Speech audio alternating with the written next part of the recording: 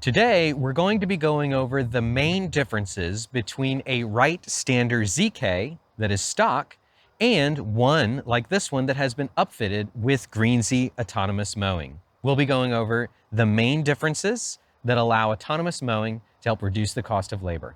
The first main difference between a Stander ZK and a one that's been upfitted with autonomous mowing starts here with this box. Inside this box contains a CPU that's been rugged fanless industrial computer that runs the Greenzie Autonomous Mowing software. It also contains some additional sensors, including some of the sensors to enable autonomous mowing, as well as the modem and antenna for connecting back and speaking data for updates and communicating with our central cloud servers. Inside this box, again, is the main brains. This enables the autonomous mowing to work and to control the systems. It is connected via these standard, almost automotive grade connectors that are pretty easy to quick connect. They're waterproof. And should there be an issue with this, a dealer can easily replace this unit with a few quick connections for power and communication to the rest of the system. The next main difference between this mower is this Greenzie Autonomous Mowing control panel that sits on the top. We've had to move over a few of the controls.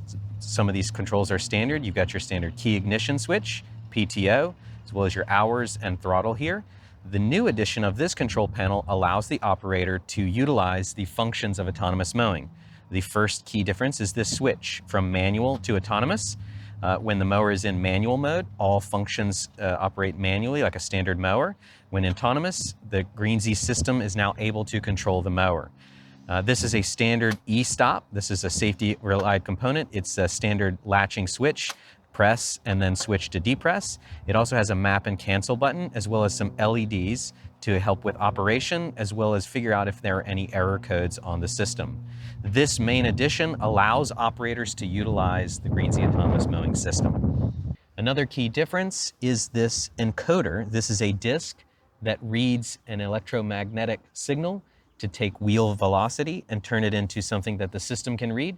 This has been added along with a small sensor to be able to read the wheel velocity. Another difference with this mower is that this one has a remote control. It is stored here. These are magnetic to get into this access panel. The user or operator can use this remote control. It is being charged using this. With this remote control, they also have the ability to remotely control the unit, as well as initiate the mowing, the autonomous mowing, once they're safely away, as well as teleoperation capabilities.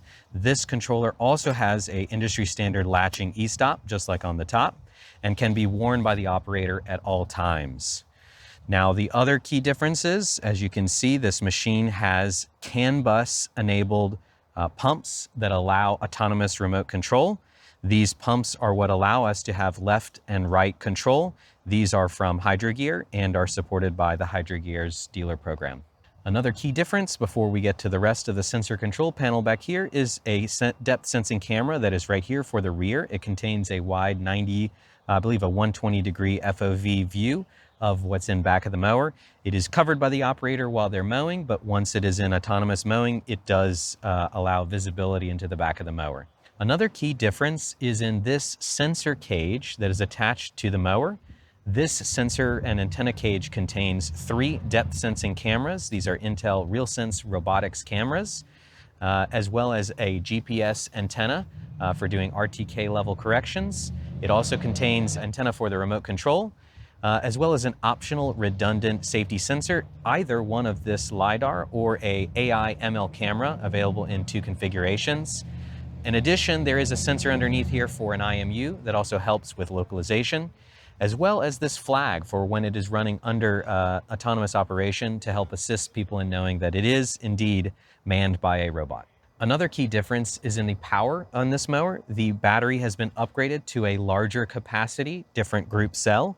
The battery cage is larger to accommodate, as well as the alternator on this has been upgraded to produce more amperage for us to power the sensors, as well as always be able to crank the mower. So in conclusion, those are the main differences between a stock Stander ZK and one that has been upfitted with Greenzie Autonomous Mowing.